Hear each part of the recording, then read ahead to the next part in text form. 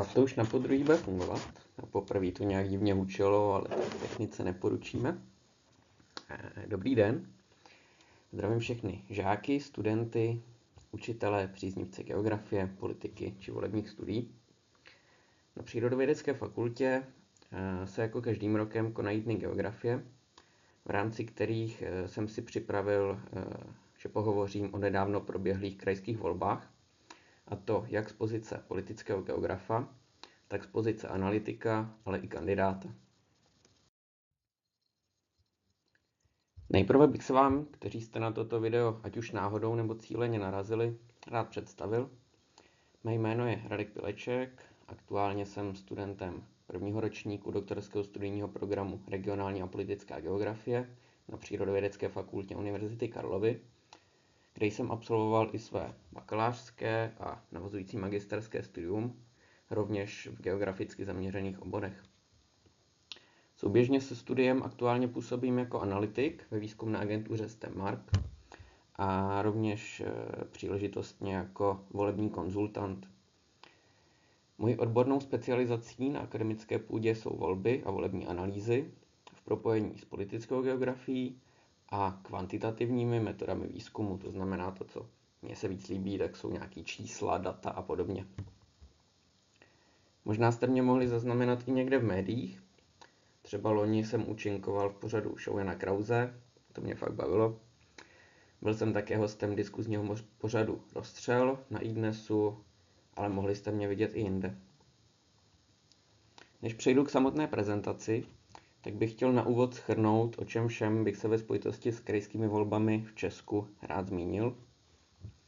Nejprve to bude takový stručný teoretický úvod k tomu, proč vlastně volby jsou, k čemu jsou dobré, od kdy u nás fungují a na jakých principech. Dále se podíváme na vědní obor volební geografie, na to, jaké jsou prostorové vzorce volebního chování v Česku, jaké faktory ovlivní rozhodování voličů. Pak už bych rád přešel konkrétně k těm letošním krajským volbám. Zodpovíme si otázky, o čem vlastně krajské volby jsou, o čem je krajská politika, jaký je ve volbách do krajského zastupitelstva volební systém, jaká je, a to je zajímavé, role geografie v předvolebních kampaních, jak moc můžeme věřit předvolebním průzkumům. Dostaneme se samozřejmě i k výsledkům voleb, nejen na celostátní úrovni, ale i ve vybraných krajích, ne že bych je teda nějak detailněji procházel, spíše se pokusím naznačit určité zákonitosti, zajímavosti. Posvítíme se i na pár předních osobností české krajské politiky.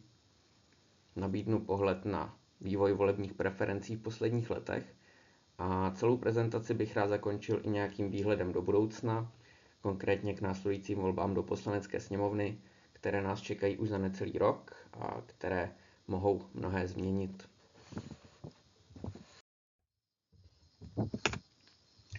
Jaký je politický systém Česka? Nebudu ho dlouze popisovat, to klíčové, co mě zajímá, je forma vlády v naší zemi. Tou je takzvaná zastupitelská demokracie. Jedná se o formu vlády založenou na principu, kdy si lidé volí své zástupce, do jejichž rukou částečně svěřují osud svého státu. Tyto zástupce si volíme ve volbách. Co jsou volby, asi všichni víme, ale ne všichni vědí, že letos uplynulo přesně 100 let od zavedení všeobecného hlasovacího práva na našem území.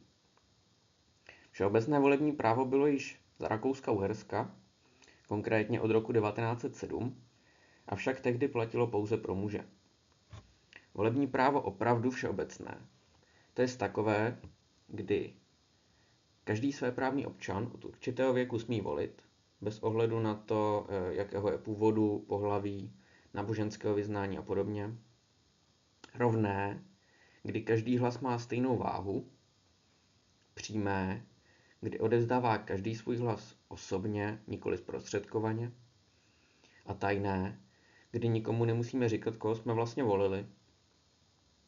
Tedy se všemi těmi přírodnými jmény, jak ho známe dnes, bylo zakotveno v Československé ústavě již z roku 1920, přičemž jednou z klíčových osobností, které bychom v tomto ohledu měli jmenovat, je náš první československý prezident Tomáš Garrigue Masaryk. Ten se výrazně zasloužil o rozvoj českého, respektive Československého demokratického státu. A právě volby jsou jedním z nejdůležitějších pilířů každé fungující demokratické země. Volby svobodné, které zajišťují různorodost politické scény, to, že strany reprezentují určité ideologie, jiné strany zase odlišné, stejně jako i voliči mají odlišné názory a postoje. Volby jsou jakousi soutěží mezi politickými stranami, svobodně bojujícími o voliče. Měly by se konat s určitou pravidelností, aby měli lidé v případě nespokojenosti s aktuálními vládami možnost prostřednictvím těchto voleb situaci změnit. To, že se volby do různých institucí konají pravidelně, v výsledku znamená, že Češi chodí k volbám v podstatě každý rok. To je z mého pohledu, z pohledu volebního geografa, analytika, úplně super, protože se objevují každoročně nová data, která lze zkoumat. Obor volební geografie bychom mohli v zásadě jednoduše definovat jako studium prostorových vzorců volebního chování. Snaží se popsat a vysvětlit územní rozdíly ve volebních výsledcích, tedy zodpovědět základní otázky, kde je volební zisk, respektive podpora jednotlivých politických stran a hnutí vysoká, kde naopak nízká a proč tomu tak je, co způsobuje tyto rozdíly mezi různými lokalitami. Samozřejmě, že výzkumných otázek volební geografie je mnohem více, mnohem širší škála, ale tohle je taková asi ta nejdůležitější.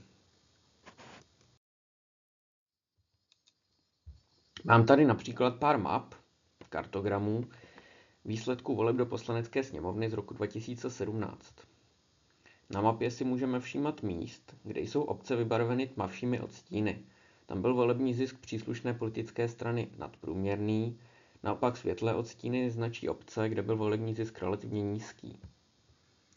Mapa vlevo ukazuje územní rozdíly volební podpory KSČM, Komunistické strany Čech a Moravy.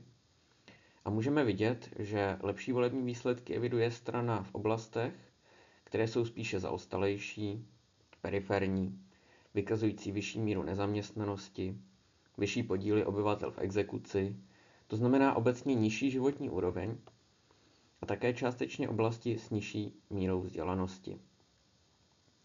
Celkově si již pouze z této mapky můžeme utvořit obrázek o tom, že KSČM má vyšší podporu tam, kde mohou někteří lidé spíše než v oblastech jiných tvrdit, že tam bylo lépe za komunistů před rokem 89. Téměř přesným protikladem je mapa na pravé straně, volební podpora TOP 09, strany, kterou volí více vysokoškolsky vzdělaní, podnikatele, lidé žijící ve velkých městech.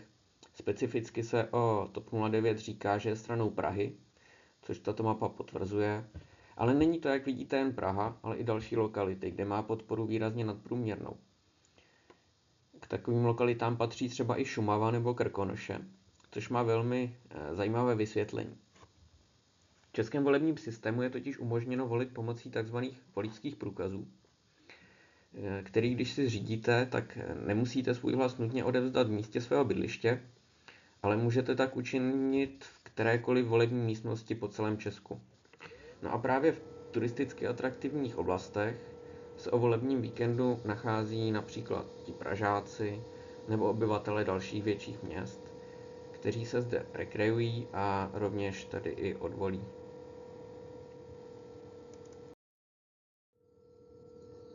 Zajímavé jsou i prostorové vzorce volební podpory dalších stran. Tady máme žlutou barvou mapu volebního zisku KDU-ČSL, běžně se jim říká lidovci. Ti mají výrazně vyšší volební zisk pravidelně na Moravě, ve venkovských oblastech, což souvisí dominantně s vyšším podílem katolíků, kteří zde žijí a kteří tvoří jádro voličské základny této politické strany. Jeden výzkum například číselně vyjádřil, že pokud jste věřící katolík a chodíte navíc pravidelně do kostela, tak je 26krát větší pravděpodobnost, že budete volit lidovce, než když nejste. Zelená mapa naproti tomu znázorňuje volební podporu hnutí STAN, Starostové a nezávislí, u kterých pozorujeme vysoké volební zisky například v obcích Libereckého kraje nebo v okolí města Kolín ve Středočeském kraji. Nejen tyto lokality, ale i většina dalších tmavších míst na této mapě se sytější zelenou barvou se překrývá s místy bydliště předních kandidátů strany. Ukazuje se tak, že hnutí STAN volíme z velké části nejen kvůli ideologii a hodnotám, jež strana reprezentuje, ale i kvůli konkrétním osobnostem, které za ní kandidují a které voliči znají například z komunální politiky, jako starosty svých měst a obcí. Tomu koneckonců odpovídá i samotný název tohoto politického hnutí, Starostové a nezávislí.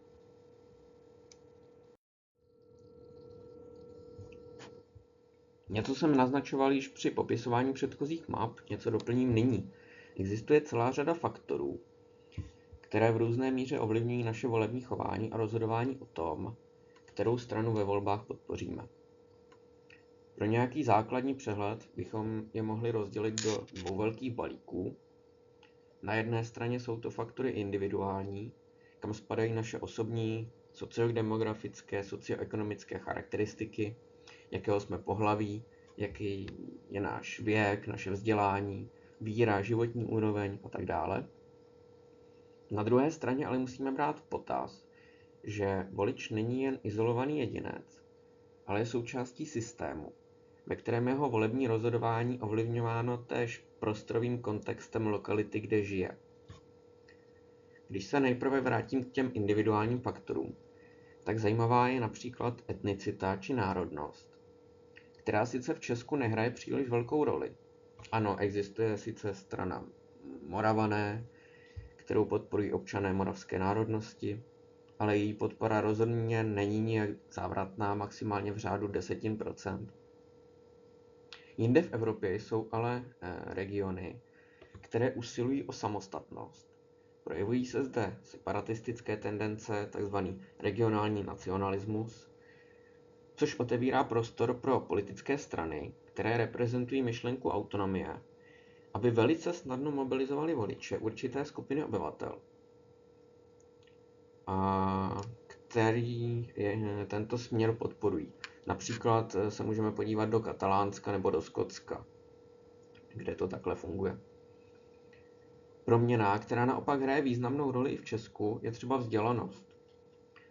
Hnutí SPD podporují více ti méně vzdělaní, Svoboda a přímá demokracie Tomio Okamura, abych objasnil zkratku pro ty méně zasvěcené.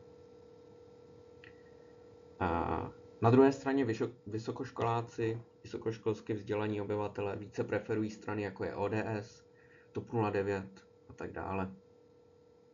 Pozorovat můžeme i vliv věku.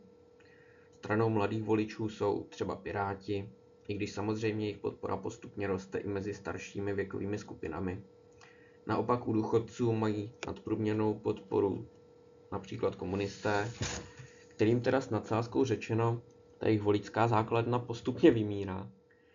A podle sociologických průzkumů právě věková skupina nad 65 let drží komunisty zatím nad 5% hranicí volebního zisku potřebnou pro zisk mandátů v poslanecké sněmovně. Když přejdu ke kontextuálním faktorům, tak rozhodování voličů ovlivňuje především tzv. Efekt sousedství, někdy také nazýván jako efekt nákazy, ale toto pojmenování bych v současné době raději nepoužíval, vzhledem ke covidu a nákaza obecně. Jedná se o vliv osobních interakcí mezi lidmi, kdy je volební rozhodování obyvatel značně podmiňováno názory a postoji lidí v jejich okolí. Lidé v různé míře přebírají názory od svých blízkých a jsou ovlivňováni informacemi cirkulujícími v jejich sociálních sítích. Dříve se pod tímto pojmem ukrýval zejména vliv rodiny, přátel či kolegů zaměstnání, avšak v dnešní době se mnohdy jedná také o sociální sítě ve smyslu internetových komunit. Lidé zkrátka s větší pravděpodobností změní svůj volební hlas určitým směrem, pokud i ti, s nimiž o politických tématech nejvíce diskutují, tento směr také podporují. Jednak se tedy za efektem sousedství skrývají tyto naše osobní vztahy s jinými lidmi, ale svůj význam má celkově i sociální skladba regionu, ve kterém žijeme, bydlíme, pracujeme. Například praktikující katolík na jihovýchodní Moravě bude spíše volit lidovce než katolík v severozápadních Čechách, jelikož žijí v lokalitách s odlišnou skladbou obyvatelstva a s odlišnými dlouhodobými vzorci volebního chování. Častěji se nechají převládajícím názorovým proudem ovlivnit zpravidla ženy a lidé méně vzdělaní, což jsou ale výsledky studií z angloamerického volebního prostředí, nikoli z Česka. Ale ta situace můžeme předpokládat, že je i podobná u nás. Důležité jsou pak rovněž lokální aktivity jednotlivých politických stran, jejich tzv. Prostorová organizace. Jedná se zejména o význam cílených předvolebních kampaní, ale také územní rozložení silných kandidátů strany, kteří mají potenciál získávat nadprůměrnou volební podporu nejen sobě, ale rovněž politickému uskupení, které reprezentují ve svých domovských městech i širších regionech. Oba efekty spojené s aktivitami stran vůči regionu jsou v realitě velmi často provázány. Pokud totiž strana disponuje v určité oblasti silnými osobnostmi, silnými kandidáty v popředí kandidátní listiny, umožňuje jí to zároveň intenzivnější volební kampaň, která dále přitahuje nové voliče.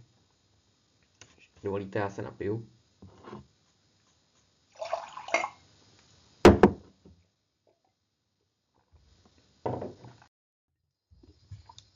Tak jo, takže máme úspěšně za sebou takový úvod do volební geografie a do toho, čemu já konkrétně se ve svých výzkumech věnuju.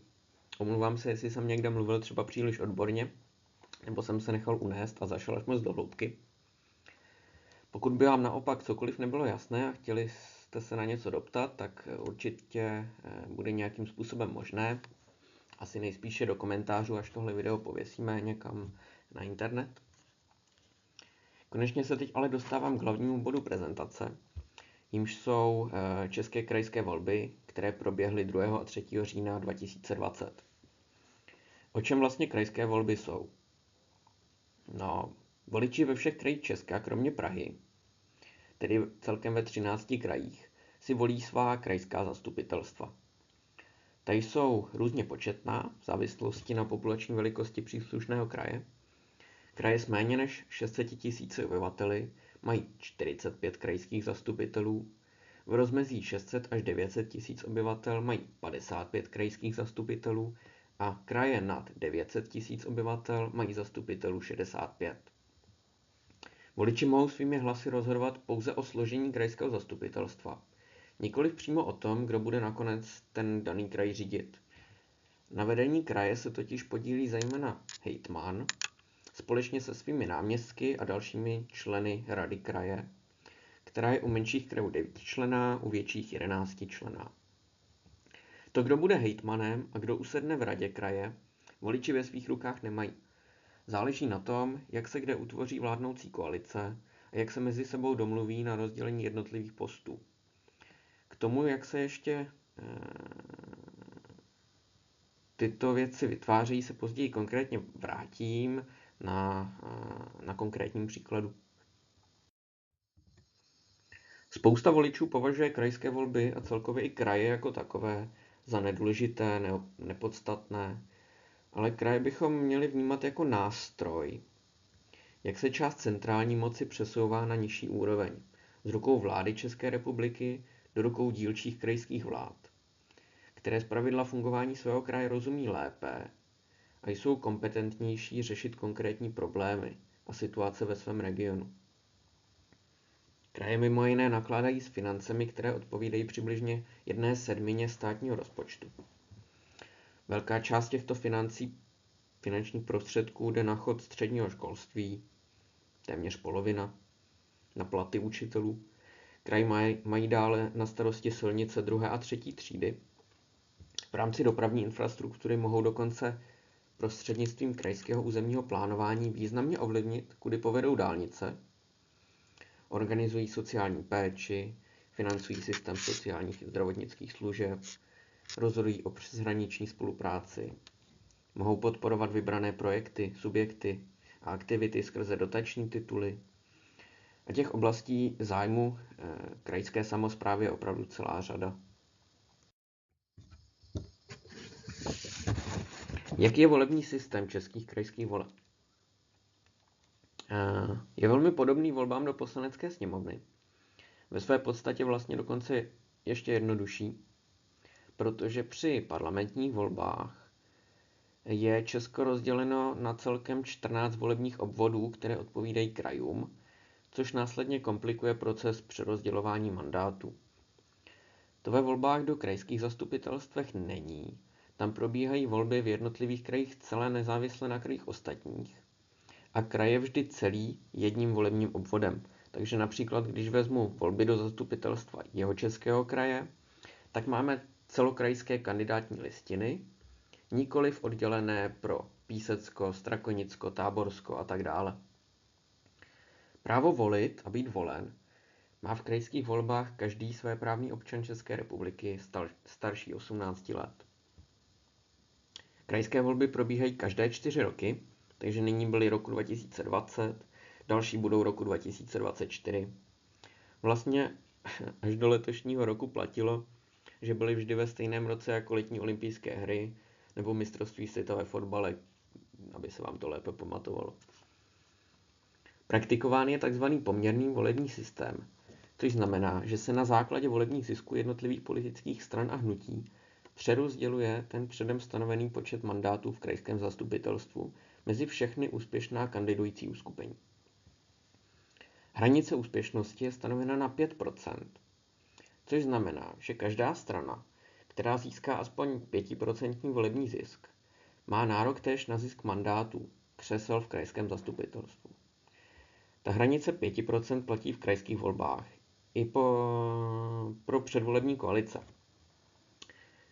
Ty předvolební koalice můžou být složené z většího počtu politických stran a hnutí. Ve volbách do Poslanecké sněmovny tohle neplatí. Tam, když se spojí 2 strany do koalice, tak musí pro úspěch získat minimálně 10%. Když se spojí 3, tak 15%. Když 4 a více, tak dokonce 20%.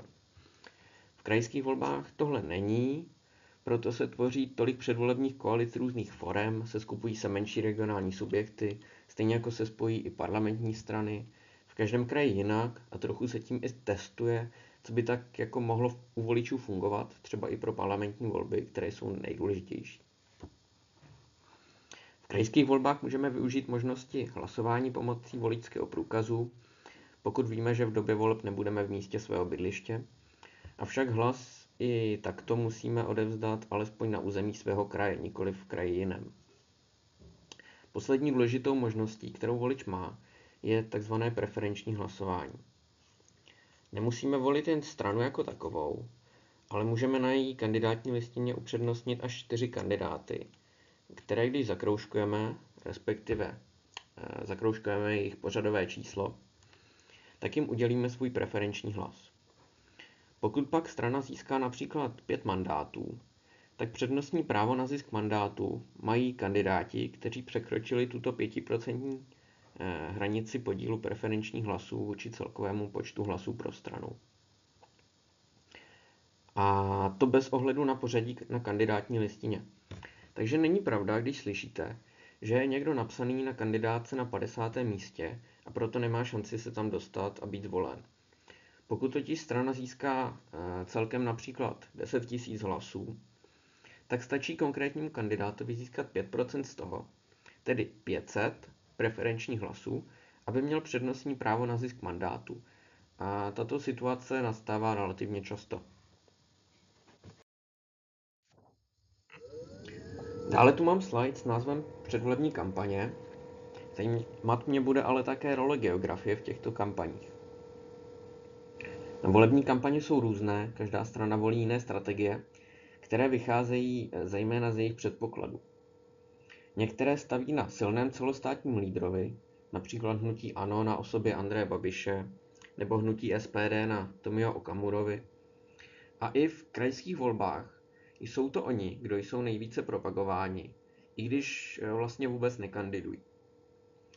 V krajských volbách kandiduje ale naopak i celá řada politických uskupení budovaných zdola od lidí z komunální politiky.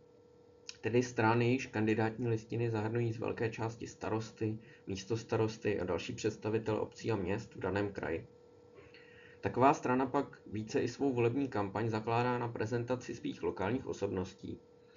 Snaží se lidem ukázat, kdo za ně kandiduje, odkud tito kandidáti jsou a jaké konkrétní problémy třeba ve svém městě a blízkém okolí by chtěli řešit. Předvolební kampaň tradičně probíhala vždy více v terénu, prostřednictvím billboardů, plakátů, reklam na autobusech, prostě všude možně.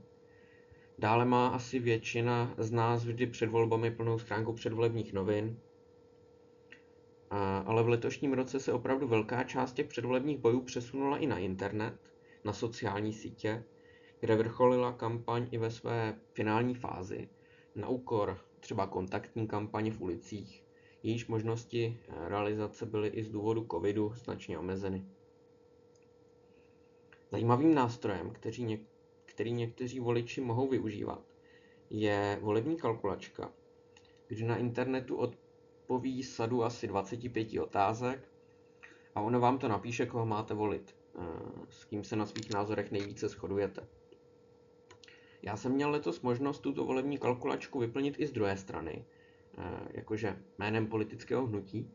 A samozřejmě, že jsem občas odpovídal to, co si myslím, že řekne většina lidí, co chtějí lidé slyšet. I když víme, že to pak třeba v reálu není vůbec možné udělat.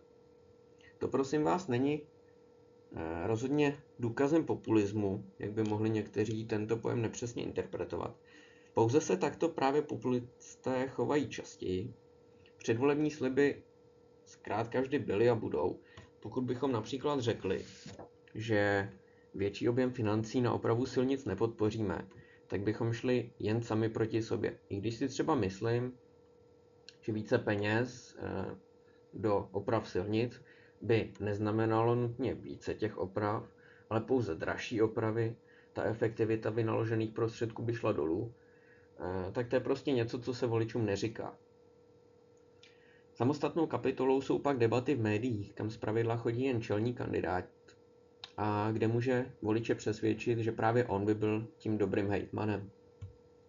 Vlastně celé ty předvolební kampaně mají jediný účel, a to přetáhnout na svou stranu zejména nerozhodnuté voliče, kterých bylo například letos v srpnu, to je necelé 2 měsíce před volbami, přibližně 30 až 40%. To rozhodně není málo. Přetáhnout voliče jiné politické strany je mnohem náročnější, než zmobilizovat ty nerozhodnuté, případně k volbám donutit přijít ty, jež by třeba ani nepřišli, kdyby je kampaň dostatečně neoslovila. Někdy začátkem září se na internetu objevily výsledky prvních a pokud dobře vím, taky posledních oficiálních a hlavně veřejně dostupných předvolebních průzkumů. Jednalo se o průzkum společnosti Kantar, realizovaného pro Českou televizi, aby na základě jeho výsledku mohla následně přizvat lídry kandidujících uskupení v každém kraji do předvolební debaty. Tyto průzkumy ukazovaly něco, co se jmenuje volební potenciál. A už tohle samo o sobě může být pro náhodného, nezasvěceného čtenáře velmi zavádějící. Volební potenciál totiž není očekávaný volební zisk, ale započítávají se do něj i potenciální voliči, kteří o volbě daného subjektu pouze uvažují. Pokud tak někdo uvede, že by asi volil ODS, ale zvažuje i ČSSD, tak bude započítán do obou těchto sloupečků.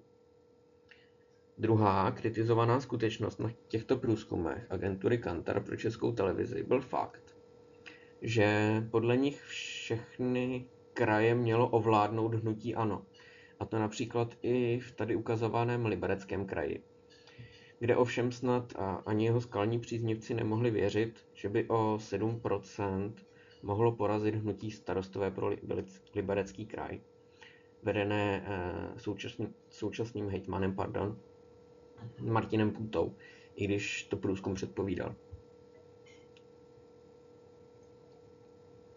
Samozřejmě provádějí se i různé interní průzkumy, které si mohou strany zadávat u soukromých výzkumných agentur, ale výsledky těchto průzkumů nebývají veřejně dostupné. Pokud náhodou někde neuniknou, jako tomu bylo letos, myslím, že už v červnu, v případě ČSSD, která tak už 3 měsíce dopředu věděla, jak špatně na tom je. Posledním a rozhodně za mě tedy nejdůvěryhodnějším zdrojem prognóz volebních výsledků jsou bookmakeři, respektive kurzy sázkových kanceláří, zejména pokud sledujeme i jejich vývoj v čase.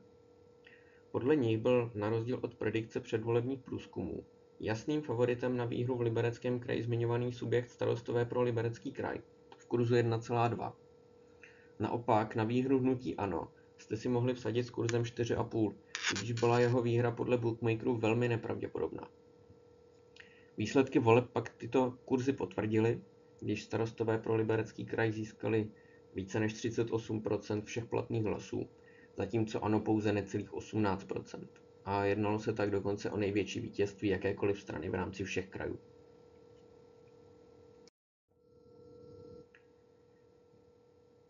Zejména z toho důvodu, že jsou v každém kraji utvářeny jiné předvolební koalice, není možné interpretovat pak ty samotné výsledky na celostátní úrovni pomocí procentuálních volebních zisků, jako třeba v parlamentních volbách, i když to tak bohužel stále většina médií nesprávně prezentuje. Adekvátním způsobem celostátního srovnání toho, jak se které straně vedlo, je pohled na počet získaných mandátů. Z tohoto pohledu je patrné, že jednoznačně nejvíce již v krajských volbách roku 2020 získalo hnutí ANO, celkem 178, následované ODS a Piráty, shodně s 99 mandáty, hnutím STAN, Starostové a nezávislí, s 91 mandáty. Do toho objemu jsem teda započetl i mandáty pro hnutí Starostové pro Liberecký kraj, které je velmi spřízněné. Dále lidovci se ziskem 53 mandátů, ČSSD s 37, SPD s 35, TOP 09 s 19 a komunisté se 13. Tento graf nám ještě o skutečných vítězích a poražených voleb zase až tolik nenapoví, proto překliknu dále. Když se ale podíváme na změnu oproti minulým krajským volbám před 4 lety, v roce 2016, tak už určité vzorce vidět můžeme. Hnutí ANO Andreje Babiše zůstalo přibližně na svém, ale naopak jeho vládní koaliční partner ČSSD utrpěla obrovské ztráty, stejně jako například KSČM. Naopak nejvíce si polepšili Piráti, kteří se dostali téměř z nuly až na necelou 100 mandátů. To je velmi příjemné pro stranu i z finančního hlediska, když vezmeme v potaz, že každý získaný mandát představuje pro stranu 1 milion korun českých od státu. Tak to máme 99 milionů pro Piráty za krajské volby. To jde. Ten velký propad ČSSD měl navíc za následek to, že bylo pro hnutí ANO, které zvítězilo celkem v 9 krajích, ještě obtížnější než před 4 lety sestavit kdekoliv koalice, které by měly v zastupitelstvu daného kraje potřebnou nadpoloviční většinu. To je právě ten důvod, že si pak v médiích přečtete, jak Babiše a hnutí ANO ve všech krajích obcházejí, spojují se do krajských koalic bez něj, což je ale naprosto legitimní, pokud bez jeho mandátu nadpoloviční většinu dají dohromady. Podíváme-li se podrobněji na výsledky například ve Středočeském kraji, tak vidíme, že zde se ziskem 22% hlasů vyhrálo hnutí STAN, následované ODS s necelými 20%, ANO s 18,5%, Piráti 14,5%, necelých 6% získalo uskupení Spojenci pro Středočeský kraj, za jehož názvem je ukryta strana TOP 09, Hlas a Zelení. 5% uzavírací klauzule, neboli hranice pro úspěch ve volbách a zisk mandátů, je neúprosná. Proto ČSSD, SPD ani komunisté nezískali mandáty žádné, přestože jejich volební zisk nebyl o tolik nižší než například u Spojenců pro Středočeský kraj, kterým připadly po přepočtení mandáty 4. Celkem se jich rozdělovalo 65 a jak byly rozděleny, vidíte sami na tomto schématu. Nebylo problém utvořit následnou koalici, kdy se hned po volbách velmi rychle spojily všechny subjekty, kromě hnutí ANO, jež jako jediné zůstalo v opozici. Hnutí ANO však zůstalo v opozici i leckde tam, kde volby podle procentuálního volebního zisku vyhrálo.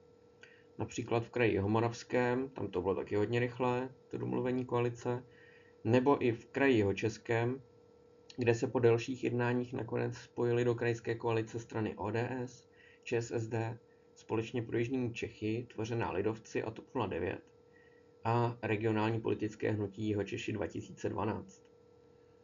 Mnoho lidí si pak stěžuje, že to není spravedlivé, že když ANO vyhrálo, tak by mělo mít hejtmana a v kraji vládnout, ale realita je taková, že hnutí ANO třeba v tom Jihočeském kraji volilo nějakých 18,5% voličů. Což znamená, že zbylých 81,5% volilo někoho jiného.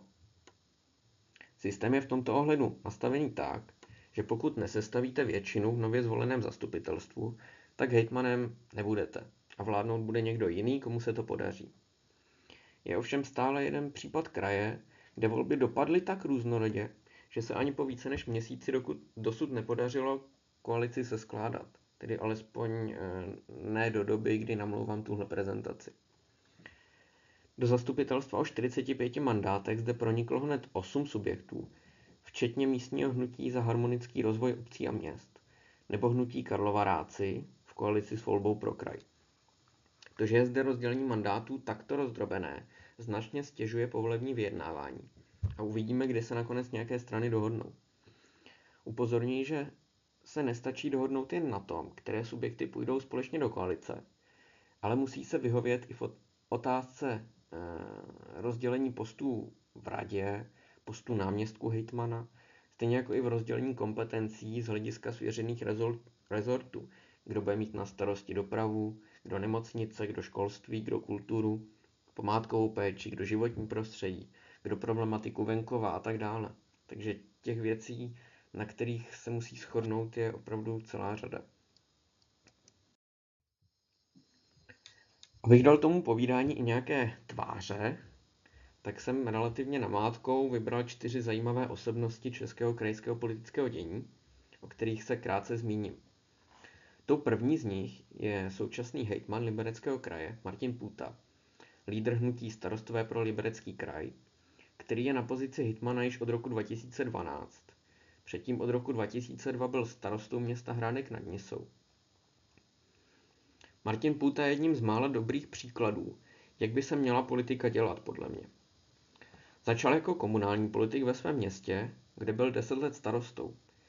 Díky své oblibě se propracoval výš do pozice v krajském zastupitelstvu a v roce 2012 byl následně dokonce zvolen hejtmanem kraje. Když získal post hejtmana, tak se vzdal svého místa starosty města, protože by více funkcí nestíhal a chtěl se naplno věnovat práci pro kraj. Jeho popularity využilo hnutí Starostové a nezávislí, za které z posledního místa kandidoval roku 2017 i do poslanecké sněmovny, ale spíše se jen na kandidátku nechal napsat, aby straně pomohl, než aby o post poslance nějak stál. Z posledního místa však získal velké množství preferenčních hlasů, tím i mandát poslance, kterého se ovšem velmi záhy vzdal, protože se chtěl nadále plně věnovat funkci hejtmana Libereckého kraje, kterou si udržel i po letošních volbách a stal se z něj aktuálně asi největší fenomén české krajské politiky. V jistém ohledu protikladem je všem předpokládám dobře známý Jiří Čunek, bývalý předseda KDU-ČSL, místopředseda vlády Mirka Topolánka a ministr pro místní rozvoj v letech 2007 až 2009. Jiří Čunek je ve svém domovském regionu Zlínského kraje, nebo alespoň do letoška byl, nesmírně populárním politikem. Na přelomu let 2016 a 2017 byl dokonce vyhlášen nejlépe placeným politikem Česka, když v té době vykonával současně funkci senátora, starosty města Vsetín a hejtmana Zlínského kraje. To jsou jako 3 obrovské funkce. Zkrátka průměrný den Jiřího Čunka musel mít v té době minimálně 50 hodin, protože jinak se taková kumulace funkcí opravdu stíhat nedá. Starostou města již ovšem není a hejtmanem po letošních krajských volbách také nezůstal, jelikož nezvítězil a nová koalice byla sestavena bez něj a bez lidovců. I když byl favoritem pro obhájení mandátu hejtmana, nejvíce si všelidově řečeno zavařil plánovanou výstavbou velkolepé nemocnice za mnoho miliard, asi 8 nebo kolik, se kterou občané nesouhlasili. Zbylí dva pánové na obrázcích jsou výraznými osobnostmi z řad sociální demokracie, kteří opakovaně vládli ve svých krajích. Jiří Běhounek, úplně napravo, byl hejtmanem kraje Vysočina od roku 2008, to znamená 3 volební období. A nalevo Martin Netolický, hejtman Pardubického kraje, kterému se jako jedinému kandidátovi ČSSD letos podařilo svůj mandát obhájit a bude tak hejtmanem také již 3. volební období. Právě na Vysočině a v Pardubickém kraji se těšila ČSSD výrazně nadprůměrné volební podpoře v říjnových volbách ve srovnání s kraji ostatními. A částečným důvodem tohoto alespoň dílčího úspěchu mohou být právě silné osobnosti, které zde stranu vedou. Těch vyloženě silných krajských osobností, které by výrazně táhly úspěch některé strany v příslušných krajích, není zase tak mnoho. Tím pádem u většiny politických stran a hnutí kopírují jejich regionální rozdíly ve volebních výsledcích dlouhodobé trendy a prostorové vzorce souhlasné například s parlamentními volbami. Zde můžeme vidět rozložení volební podpory hnutí ANO na té větší mapě v krajských volbách 2020, na té menší mapě vpravo dole pak ve volbách do Poslanecké sněmovny 2017. Tmavá barva znázorňuje kraje, kde byl volební zisk hnutí ANO v daných volbách nejvyšší. Čím světlejší barva, tím nižší volební zisk. Přičemž jedná se vlastně o pořadí krajů, které určuje zvolenou barevnou stupnici. Můžeme vidět, že se to pořadí krajů na obou mapách příliš neliší. Vysokou podporu má ANO v kraji Ústeckém, Karlovarském a pak v Olomouckém a hlavně Moravskoslezském. To jsou obecně kraje s trochu horší životní úrovní, s nadprůměrnou mírou nezaměstnanosti, vyšším podílem obyvatel v exekuci například, což jsou příklady ukazatelů, jež napomáhají, aby se zde více prosadily tzv. Populistické strany, které ve svých programech bojují proti skorumpovaným elitám a hájí zájmy toho prostého pracujícího lidu. Ještě lépe by tento obrázek byl vidět na úrovni okresů nebo na úrovni obcí, kde se ještě více vykreslují periferní oblasti, jako centra podpory stran, jako jsou ANO, a ještě více pak třeba SPD nebo KSČM. Prostorová diferenciace,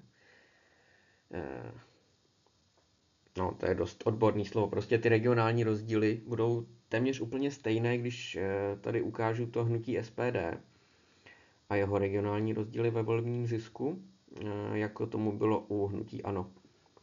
Lídrem SPD je Tomio Okamura, který ještě před svým vstupem do Poslanecké sněmovny byl senátorem volebního obvodu Zlín a zřejmě proto byla třeba v minulých parlamentních volbách podpora jeho strany vyšší i právě zde na Zlínsku.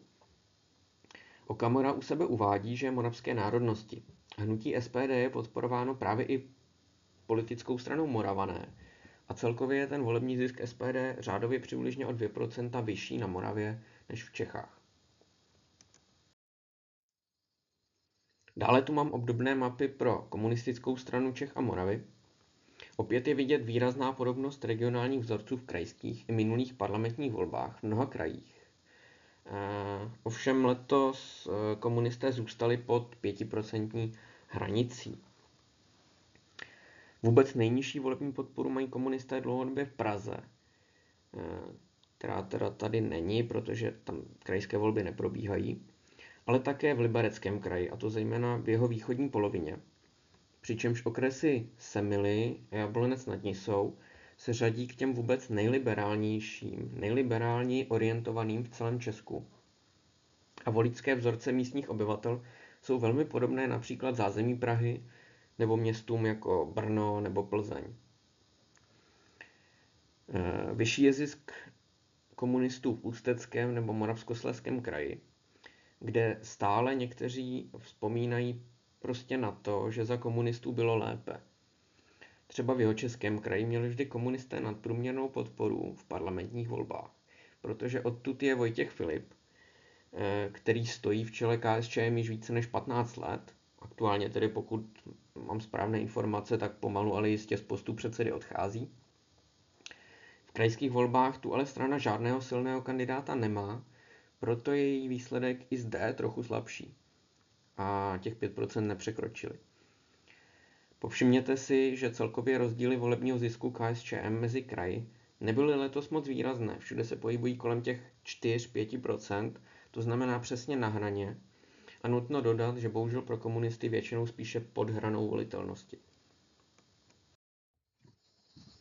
Když se podívám graficky na to, jak se posunula volební podpora těchto tří diskutovaných stran, tedy ANO, SPD a KSČM, mezi parlamentními volbami 2017 a krajskými volbami 2020, tak u hnutí ANO pozorujeme propad úplně ve všech krajích, a to přibližně o 10% bodů.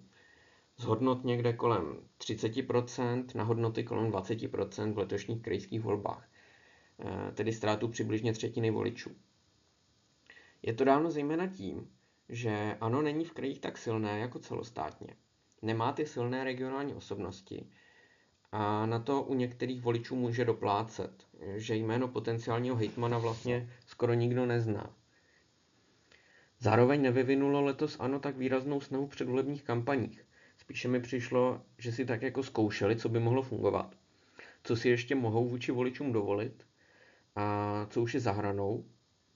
Vzali tyto krajské volby dost jako marketingový test pro něco velkého, co teď nepřišlo letos a co nás zřejmě čeká příští rok na podzim v těch volbách do Poslanecké sněmovny, ale uvidíme. Volební podpora SPD se propadla téměř na polovinu. Z hodnot často nad 10% v parlamentních volbách 2017 se nám posunula někam k té 5% hranici volitelnosti.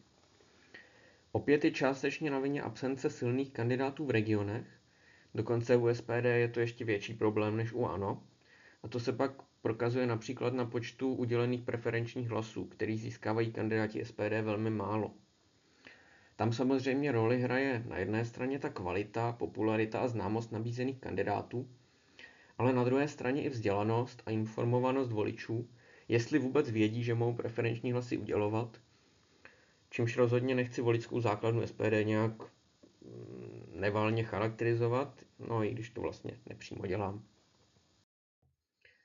Také u KSČM je vidět pokles volebních preferencí úplně ve všech 13 krajích.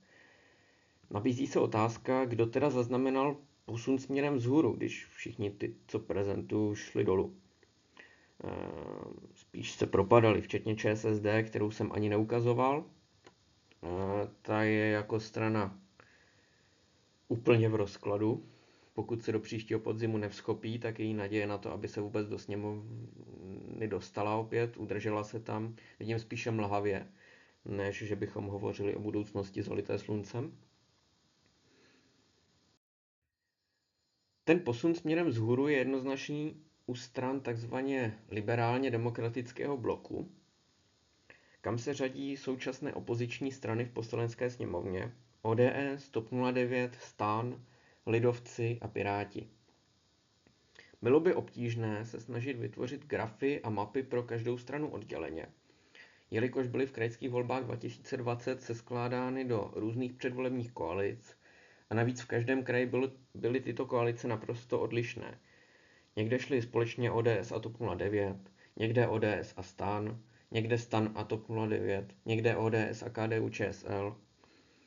Piráti se teda do těch předvolebních koalic nespojovali, všude se jejich volební zisk pohyboval cca mezi 10 a 15%, což je pro ně rozhodně úspěchem a potvrzením jejich vzestupné výsledkové tendence. Nejlépe si tento liberálně demokratický blok 5 stran vedl v krajských volbách 2020 v součtu volebních preferencí ve Středočeském kraji, kde se sbírali 62% všech platných hlasů. V Jihomoravském kraji to bylo 59%, v Libereckém 57%, ale velmi dobrých výsledků dosahovali i v krajích ostatních. Vůbec nejhůře si vedli v kraji Karlovarském, což je ale dáno také zapojením velkého počtu menších lokálních a regionálních subjektů do bojů o posty v krajském zastupitelstvu, kteří přebírali část voličů v podstatě všem celostátním stranám, více pak zpravidla těm liberálnějším. Poslední, co chci na tomto slajdu zmínit, je opět jasně pozorovatelná souhlasnost prostorových vzorců v krajských volbách a v parlamentních volbách. Kraje, které si drží tmavší barvu, a naopak ty, které jsou na obou mapách světlejší. To srovnání s volbami do Poslanecké sněmovny neprezentuje jen tak náhodou, zejména jsem na těchto srovnáních chtěl ukázat, jaký je skutečný charakter krajských voleb v Česku. Nejedná se příliš o volby lokálního typu, ale mnohem více o jakési druhořadé volby národního charakteru, v nichž se navíc čím dál více řeší celostátní témata a jedná se tak částečně o test volební podpory jednotlivých stran a hnutí v období mezi parlamentními volbami. Celostátní strany si na nich mohou testovat vzájemnou spolupráci, funkčnost předvolebních i povolebních koalic. Vrcholem jsou krajské volby pouze pro politické subjekty nižší řádovostní úrovně, operující například ve vybraném kraji. Jehož členové jsou v zastupitelstvech obcí a měst v regionu, a pro které je dosažení krajského zastupitelstva vlastně tou nejvyšší metou, na níž by rádi dosáhli. A to je asi poslední myšlenka, kterou jsem měl ke krajským volbám připravenou.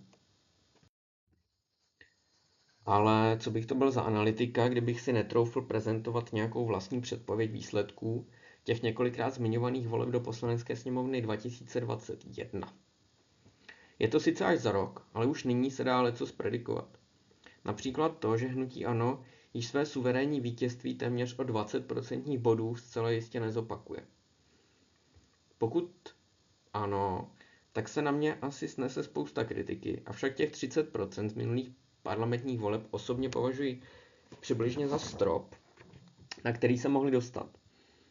Nyní v krajských volbách byli na 20%. Já věřím, že marketingoví experti udělají opět kvalitně svoji práci a vytáhnou Babiše a spol přibližně na těch 25%. Ale to bude pro udržení ve vládě málo. Současný koaliční partner, tedy sociální demokraté, totiž paběrkují někde kolem 5%. Spíše bych je osobně viděl aktuálně i lehce pod tou hranicí. Těsně nad ní se mohou držet komunisté a hnutí SPD Tomia Okamury. Hlavní novinkou parlamentních voleb 2021 by však měla být kandidatura dvou velkých koalic. Jedna bude tvořena stranami ODS, TOP 09 a KDU-ČSL. Spolupráce o společném postupu je již podepsaná. Předseda ODS Petr Fiala již uvedl, že by měl stát v jejím čele a aktuálně se jí předpokládaný volební zisk může pohybovat až kolem té hranice 25% také.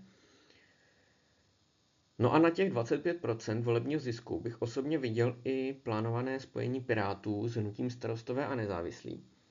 I když se na těch 25% daleka zatím nedostanou v různých předvolebních průzkumech ani v součtu. A často se upozorňuje na to, že když se spojí strany, z nichž obě mají preference 10%, tak výsledek není 20%, ale méně, protože to část voličů třeba odradí, jelikož nemusí mít druhou stranu rádi, tak právě kvůli tomu to volit nebudou, pak to seskupení ve výsledku.